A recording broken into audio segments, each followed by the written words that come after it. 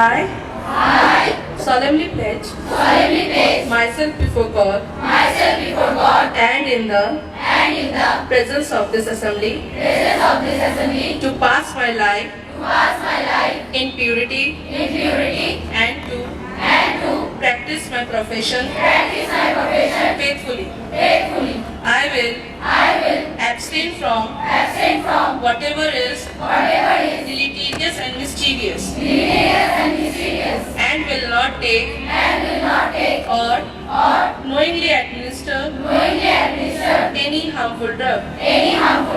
I will do all in my power to maintain and elevate the standard of my profession and will hold in confidence all personal matters committed to my keeping and all family affairs coming to my knowledge in decision in his work